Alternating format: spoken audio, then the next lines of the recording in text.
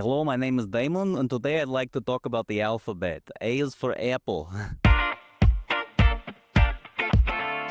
Hey guys, it's Ocean with Take a Leap, and I'm here with Zach. Hannah Spigarelli. Sarah. Chloe. I'm Heber. Okay, Zach, what's your secret talent? I can make puns. Ooh, okay, do you have one for us right now? Give me a topic. Tomatoes. Tomatoes? I don't know, those puns aren't quite ripe yet, so you better wait. A secret talent I have is I can juggle. How many balls? I can juggle 4. I can run multiple Instagram pages at one time. I'm really good at piercing ears. I pierce all of my friends' ears no matter where it is. It's probably not safe, but I do it. So What is the craziest place you've pierced? my friend wanted me to pierce their cartilage up here, not with a gun either. They asked me to do it with a needle. It was very difficult. It was like, I'd say I really like speaking in different accents, even in different languages. Can you show us a little? Hello, my name is Damon, and today I'd like to talk about the alphabet. A is for apple. Welcome to this episode of Take a Leap. Join us as we talk to young people who are using their faith to change the world. Hi guys, welcome back to Take a Leap. I'm Ocean Marshall, and I'm here with... Neftali Rodriguez. And today we have a special guest, and it's Bushra Amiwala. Hello, happy to be here. Thanks for having me, you all. Yeah, of course. Okay, first we wanted to start out with a little icebreaker, and our question is, do you have a secret talent? Oh my gosh, I'm really good at the toy claw machine, meaning being able to take little toy animals outside of that. Some of the machines are genuinely rigged, but I'm good at the ones that are not. I guess I'm good too. I'm good at the cube one. It moves, and you have to hit the button, and it stops. Yeah. I've won that 3 times apparently. I'm actually goated at That's that. good. That's pretty cool. I'm good at the fish one where you pull down and it spins. I always get the most. I think I must just be lucky, but it could be a talent. That's really impressive. I didn't know I was amongst arcaders. You just brought up a cool memory. I'm Yeah, wow, I need to go exactly. back. Okay, perfect. Well, I think we'll just get right into your bio then. Bushra Amiwala is an activist, public servant, and elected official born in Chicago to Pakistani immigrant parents and raised in Skokie, Illinois. Bushra made history as the first Gen Z elected official in the United States by being elected to Skokie School District 73.5 Board of Education 7 years ago, amongst a crowded race with 7 candidates. Her leadership as an elected school board member has raised teacher salaries and ensured that thousands of children have access to a quality public education. Her schools became the first in Illinois to offer halal, kosher, and vegetarian food options to the students she serves. Bushra has put herself through college twice and has a decade of nonprofit experience. She just wrapped up her 5-year-long career at Google and holds an MBA from the Kellogg Northwestern School of Management. Bushra is a trailblazing public servant, bridge builder, and bold voice for underrepresented communities. Okay, so the first question we have for you is, can you share just a little bit about your background and how your identity as a Muslim woman has shaped your journey into public service? So my parents came to this country from Pakistan. I was born and raised in the north side of Chicago, and they built their life here brick by brick. And that means that when we grew up in our single bedroom apartment in Rogers Park, the north side of Chicago, we'd hear stories of my dad's life in Pakistan growing up, and we were just so grateful to be born and raised in this country. We were but we have centralized air conditioning. And that spirit of gratitude is what led me into service. For me, I thought about how privileged and lucky we are because we have blue passports, because we were born and raised in a neighborhood where we have quality public schools. And for me, I just think about the people that perhaps didn't naturally have that. And I see it as a responsibility to give back to my community and the people that live here that might not have the same opportunities that I do. Wow, I think that's so cool. And I think it's cool that you recognize your parents' influence and the sacrifices they made, My parents immigrated from Mexico, and then seeing that I like going back to Mexico and seeing wow, this is how my parents' life was this is how it would have been if they hadn't made that sacrifice. So it's super cool that you recognize that, and you seem really young. We're all pretty young on this video call right now. So what inspired you to get into politics at such a young age? And I actually love that you called out visiting your home in Mexico, because same for us, we would visit Pakistan, and it was that contrast that would remind us of the privilege. It's really easy to look up and see those that maybe have a bit more, but not frequent enough do we look at those that might not have the same things that we do. So I think it's a really good grounding experience that comes up. But for me, I never saw myself in the political realm and space and sphere. I always saw myself as someone who was an avid volunteer. And when I was in high school, I volunteered at 5 different nonprofit organizations, the 5 days of the week. The summer between my senior year of high school and freshman year of college, I worked on a political campaign kind of as a market research intern, and someone on that campaign saw leadership ability and potential in me that I definitely did not see in myself at the time, and they asked me to run for public office. And it's a space that I never imagined myself in. I mean, it's so difficult to imagine yourself in a space where there isn't someone who already looks like you represented. And for context, this was summer of 2016.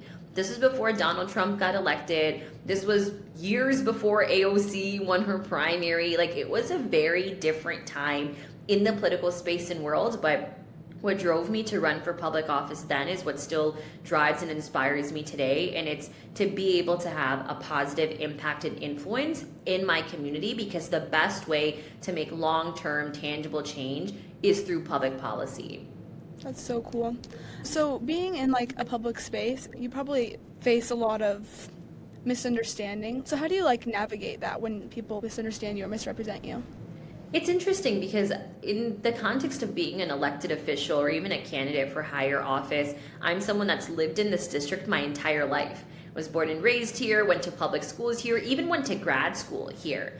And I say that because of what I look like. Sometimes I'll get otherized when I'm the only candidate that has these roots in the community, which is an interesting contrast. But that means that I just have to remind myself that I have to work smarter, harder, more efficiently, and more authentically. And it's easy to let those misconceptions and preconceived notions slow me down. And an example I'll give you all is we have been at the forefront of the ICE raids that have been happening in Chicago. And I've been organizing against ICE since February.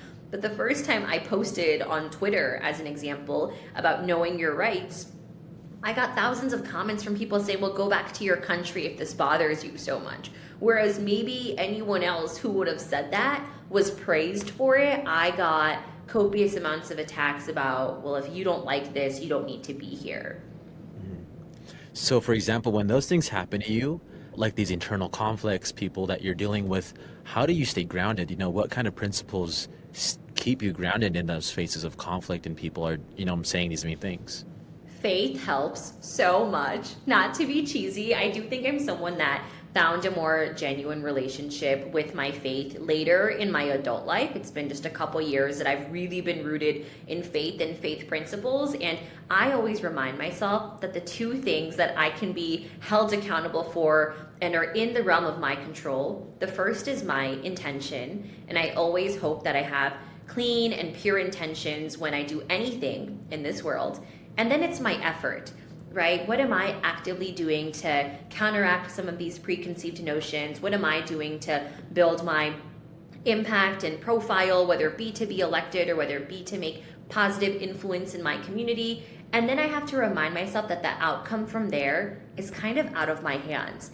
And relinquishing control in that way is what keeps me grounded, because otherwise I would spiral. I would try to focus on other people's perceptions and beliefs when I know that I do not have the power to change that. I can try and I can be intended to do so, but I can't hold myself to this unrealistic standard if things don't always go the way that I would want and need them to. Yeah, for sure. So speaking about your faith and your religion, have you ever faced challenges when practicing your religion in a professional or political space? I do think that I'm lucky that I live in a state like Illinois, where we just have so much diversity, not just from a faith and ethnic background standpoint, but it just is a very inclusive environment. And my school district, as an example, has 66 different languages spoken and a lot of the major religions practiced and represented. So to me, I do know growing up, I felt a little bit more shame and shyness, and honestly, at the core, not a full understanding of what faith meant to me. Faith is something that's deeply personal, but I also recognize that it's not a bracelet I can tuck under my sleeve or my necklace I can put inside my shirt. It is at the forefront of when people see me, look at me, and interact with me. But that also means that I'll get a lot of comments from people saying, wow, you are so articulate. I was not expecting that. And it's the balancing act between, thank you, I appreciate you acknowledging how well-spoken I am, coupled with, dang, why would you think I wouldn't have been articulate ahead of time? And it's those kind of microaggressions that are tough to navigate. But again, I remind myself that sometimes they're actually coming from a place of well intent. Like genuinely people felt like they were well intended in that compliment or that comment. And I try not to get bogged down in those types of statements either, and remind myself that I am a living, shining example of being the counterexample for people who maybe have never engaged or interacted with a Muslim person before. So fun fact, Muslims make up of almost 1/4 of the global population. I don't know if y'all knew that. Almost 25%. We're at 24. And Muslims make up of 1.1% of the US population. And those statistics are powerful. It's so cool to hear you be so confident in your role and in your skin and your color and your culture. And I feel like that's what we need to see more often, you know? And so I guess what kind of advice do you give to people, I guess people of faith who want to be more engaged in civil and political activity? I would say that your faith guides you and reminds you of the power that you have and the responsibility that you hold. So the earliest time that giving back to my community was attributed to my faith was there's this principle in Islam called zakat, which essentially is mandatory charity giving, where you have to give 2.5% of whatever income you earned that year to a charitable cause or organization or group of people. And growing up, I did not have money that I was making like that. There was really nothing to give, but that concept was so fascinating to me. So I gave my time, and that's how I got into volunteerism as an example.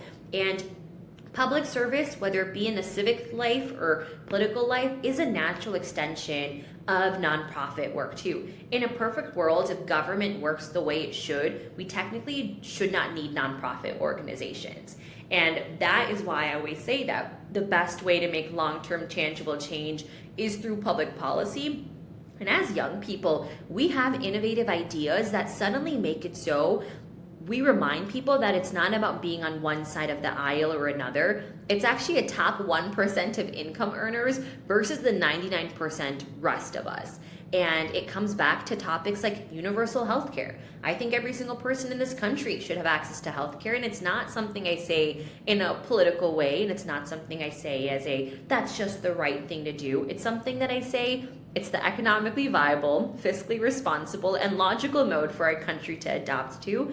And there's a reason why from the 33 industrialized countries in the world, every other country has adopted this model. And there's a reason why ours has not. Because corporate insurance is the third largest lobbying group that buys our candidates and elected officials.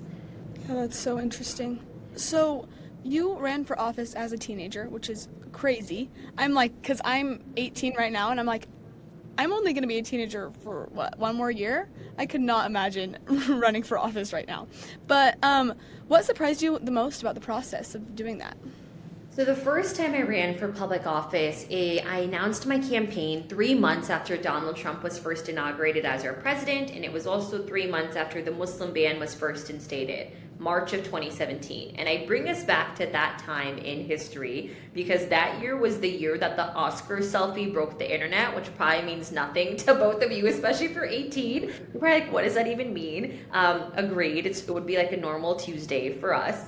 And it was, again, before people like AOC or even Rashida Tlaib and Ilhan Omar ever got elected to Congress. And from that context in mind as well, what surprised me the most was how intentionally difficult the process is played out to be when it actually is not. I tell people that it's really simple to run for public office. It's difficult to win, but it's simple to run. And that's one of those things that they just don't want us to know. So when I first was thinking about running for office, I literally did a Google search, Googling how to run for public office, and nothing came up. And now if you Google how to run for public office, here we are almost 10 years later, you'll find a myriad of organizations that train and recruit candidates to run for offices up and down the ballot. You'll see NPR's Life Kit episode, which is actually with me teaching people on how to run for public office. And these resources did not exist back then.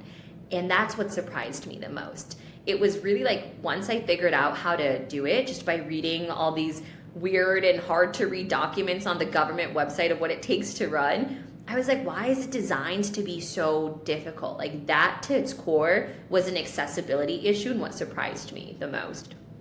Can you share a specific moment or a story where during your political campaign where you just wanted to give up or you just had so much trials and how you overcame that? So one of the first times I ran for public office, I went viral on Facebook back in the day because again, it's 2017, so all we had was Facebook. Instagram was still purely aesthetic. Twitter/X wasn't really used the same way it is today. And then we had Snapchat, by the way. We really had nothing going for us at that time. But I remember I would go viral on Facebook, and to me, that online perception was definitely plaguing my reality, and I was like, I definitely have this in the bag, I'm going to win. And come election day, I, for context, ran against someone who'd been in office for 16 years at the time, and there was a third person in our race as well. So in a 3-person race, I closed with about 15,000 votes, which was about 35% of the vote at the time, but I lost the first time I ran. And I remember being at my election watch party. There's hundreds of people there that are there to celebrate my victory that have just learned with me in real time that I lost.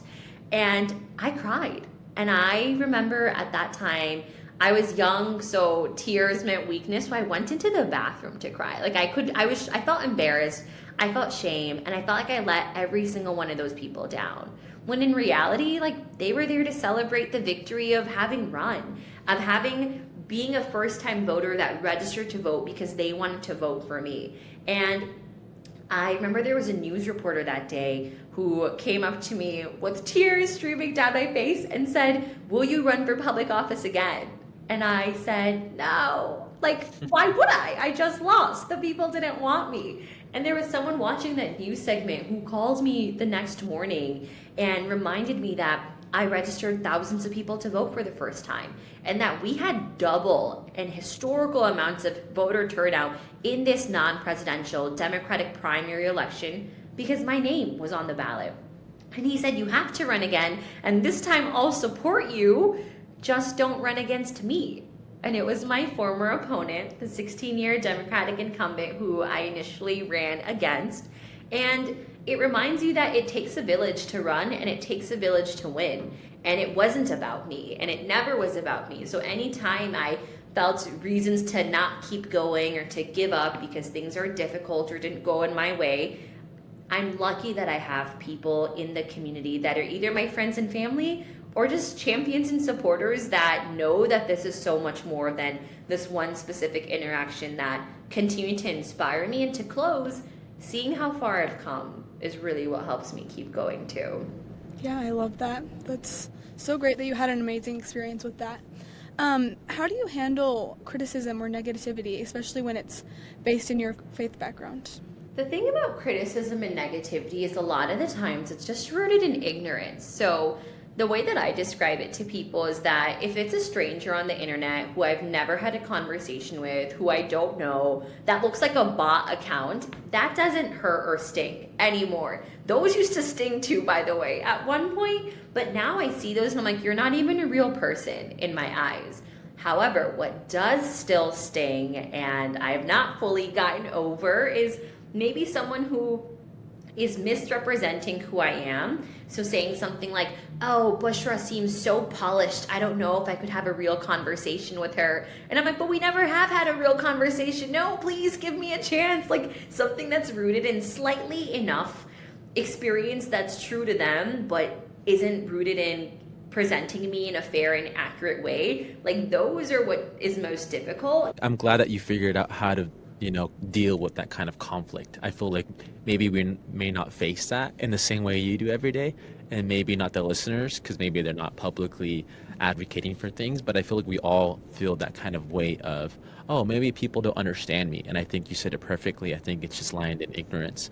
And so what role does your faith and your spirituality play in when you're dealing with hard moments and in your day-to-day life as a politician? Faith is such a crutch for me. It really is. And it's something that also, by the way, fluctuates and ebbs and flows. Sometimes I feel more rooted and connected to my faith in a higher power. And to my core, one of my favorite sayings is, everything that's happening to you is supposed to happen to you, so just relax. And then the second favorite saying is, I try to see every time that an instance that might occur is either a lesson that needed to be learned or something that is positively impacting my life in one way or another, even if it seems difficult in the moment. And faith is what provides that. Like, I just couldn't imagine navigating this world thinking that there isn't a higher purpose or meaning behind the work that I'm doing. And faith isn't just in a higher power. To me, faith is faith within myself, right? The belief for me that this is something that I can do and do well and do responsibly is also a tenet of faith in itself, that I remind people that you just have to have faith, whether it's in a religion, whether it's in a God, whether it's in the universe, whether it's in yourself. We need to be beings that have that faith and purpose integrated in everything that we do. And that is what keeps us moving towards the path of progress. Yeah, I love that. Do you have any spiritual or personal role models in your life? This is going to sound so cheesy, but the Prophet Muhammad, peace be upon him, he's known to have had literally what was as humanly possible the best character. And even someone like Jesus Christ, who in Islam, we see him as a prophet. We totally see this Jesus as someone that was an extension of God as well, who was also known for his wonderful character. And I think any faith leader, I think about Buddha, who also practiced patience and eloquence. And I think all of these faith leaders, what they have in common is good character, humble perception and principles, not saying bad things about other people, viewing people as people first and anything else second, meaning not giving in to status or things of that sort. And I always try to remind myself that I'll know I've made it if I'm remembered as someone who's well-mannered, has good character, and is representing myself in the utmost humble yet authentic way. That's so cool. It's been an honor having you, Bushra. And kind of as we wrap up, the final question we have for you today is, what kind of advice do you give to our listeners who maybe don't understand politics or maybe don't understand their faith within politics, I would say that if politics seems overwhelming or confusing or hard to digest or not knowing where to start, know that that is the number 1, 2, and 3 reason why you need to get involved and get engaged. And I always say it starts within first. So you are responsible for your own understanding politically first, and if that means just knowing the things that get voted on at the federal level or at the municipal and local level, and then beyond that, that is when you kind of bridge out towards friends and family and then your community. So always remember, it goes self, family, friends, community. And that also means that when you do get involved in the political space or nonprofit space or civic space, you have to take care of yourself first. Well-being is so important, and know that you cannot be someone that makes an impact in any other space if you're not taking care of yourself first. And that's a reminder that I try to live by as well, because I can only be as good for my community if I'm that good to myself. That means eating the meals I need to, that means getting the amount of sleep and rest I need to, and that means moving my body consistently as well. And it's easy to get lost in the sauce of impact once you get involved politically, but don't forget yourself along the way. Thank you for listening. If you like this episode, share it with your friends and family, and follow us on Instagram and TikTok and YouTube at Take a Leap Pod. I'm Neftali Rodriguez, and our production team includes James Sturdivant, Aaliyah Alexander, Heidi Hansen, and Ocean Marshall.